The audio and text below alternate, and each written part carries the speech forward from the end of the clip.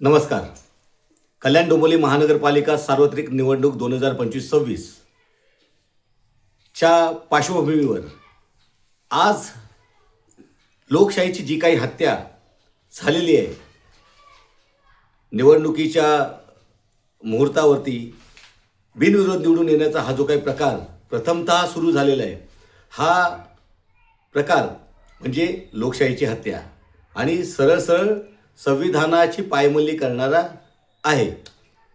कारण मतदानच जर झालं नाही आणि लोकांच्या विश्वासावर खरा उतरलेला चेहरा, लोकमान्य चेहरा जर निवडून गेला नाही आणि केवळ पैशाच्या जोरावरती जर चुकीची माणसं सभागृहामध्ये जाणार असतील महापालिकेच्या, तर हे एक राष्ट्रभक्त, देशभक्त, जबाबदार नागरिक म्हणून आपल्याला कसं सहन होईल?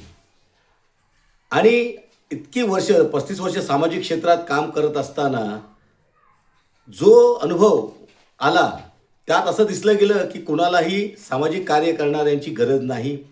यांना केवळ अशा लोकांनाच निवडणुकीला उभं करायचं असतं की ज्यांना काहीही माहिती नसतं, संविधानाचा सहही माहिती नसतो, कायद्याचा सह माहिती नसतो.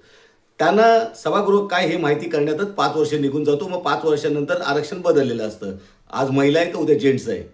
तर ही पार्श्वभूमी रोखण्यासाठी आणि विकासाला कुठेतरी चालना देण्यासाठी मी कल्याण डोंबिवली महानगरपालिका निवडणूक 14 अ ब क ड अशा पॅनलमधून आम्ही निवडणूक लढवत आहोत. 14 अ मध्ये विद्या दत्तू त्र्यंबके या निवडणूक लढवत आहेत भारतीय राष्ट्रीय काँग्रेस पक्षाचे अधिकृत उमेदवार म्हणून. तसेच भारतीय राष्ट्रीय काँग्रेस पक्षाचे अधिकृत उमेदवार म्हणून 14 ब मधून पद्मा देवेंद्र प्रसाद या निवडणूक लढवत आहेत. 14 क मध्ये मी स्वतः रवींद्र राजाराम बाणे निवडणूक लढवत आहे भारतीय राष्ट्रीय काँग्रेस पक्षाचा अधिकृत उमेदवार म्हणून. आणि 14 ड मध्ये अनिकेत अनिल कुमार शिंदे हे भारतीय राष्ट्रीय काँग्रेस पक्षाच्या वतीने अधिकृत उमेदवार म्हणून निवडणूक लढवत आहेत. मागील 35 वर्ष आम्ही सामाजिक क्षेत्रामध्ये अनेक कामं केलेले आहे, शासकीय पुरवठा केलेला आहे. खडेगोलवली विठ्ठलवाडी प्रभाग 103चा 103, 101 आणि 95 आणि 104 या विभागातील पाणीपुरवठ्याची समस्या, खडेगोलवलीतील 10.5 लाखाची पाणीपुरवठा योजना आम्ही अधिकृतरित्या दिली, त्यासाठी पाठपुरावा केला. नाल्याची जे संरक्षण भिंत आहे त्या वाढीसाठी आम्ही जवळजवळ 10.5 कोटी रुपये आम्ही सँक्शन करून घेतले.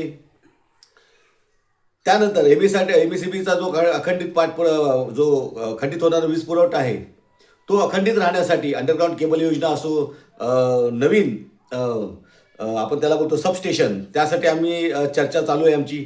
त्यासाठी आम्ही म्हटलं आहे की महापालिका आयुक्त आणि महावितरण अभियंता यांच्यामध्ये समन्वय बैठक झाली पाहिजे. स्थानिक लेवलवरती काय तक्रारी त्रास होतोय ते जेईंच्या माध्यमातून, ज्युनियर इंजिनियरच्या माध्यमातून एक समन्वय बैठक आयोजित करून ते जाणून घेऊन लोकांना विश्वासात घेऊन तो कुठेतरी अखंडित वीज पुरवठा करण्यासाठी एक ठोस अशी उपाययोजना करून एक प्रकल्प स्मार्ट सिटीच्या धर्तीवरती कल्याण पूर्वेमध्ये आणावा. अंडरग्राऊंड केबल योजनेच्या माध्यमातून त्यासाठी मोठा निधी सँक्शन करावा, यासाठी पाठपुरावा चालू आहे. अनधिकृत बांधकामाचा सब्जेक्ट 2017च्या आतील अनधिकृत बांधकामांना प्रशमित संरचना 2017 हा जो काही कायदा आहे त्या कायद्याअंतर्गत 3% प्रशमित शुल्क आकारून अनधिकृत बांधकामांना कायदेशीर करून रजिस्ट्रेशन पुन्हा सुरू करण्यासाठी शासनाला आम्ही भाग पाडत आहोत. पाणीपुरवठ्याचा प्रश्न, आरोग्याचा प्रश्न आम्ही लावून धरलेला आहे. स्वच्छ पाणीपुरवठ्याचा विषय असो, आम्ही हे सगळे विषय लावून धरलेले आहेत. लोकांनी आमच्यावर विश्वास दाखवावा. आमच्याकडे जसा अफाट पैसा जो आता खर्च होतो तेवढा आमच्याकडे निधी नाही, परंतु आमच्याकडे शासकीय ज्ञान आहे. लोकांना आम्ही अंडरग्राऊंड होऊन जी काही कामं करतो ते आज लक्षात नसतील, परंतु आज जर आमच्यावर विश्वास दाखवला, आमच्या पॅनलवर विश्वास दाखवला, तर आम्ही नक्कीच तुमच्यासोबत एक जनआंदोलन उभारून लोकसेवा करून विकासाची सांगड घालू ही ग्वाही देतो आणि इथेच थांबतो. जय हिंद, जय महाराष्ट्र.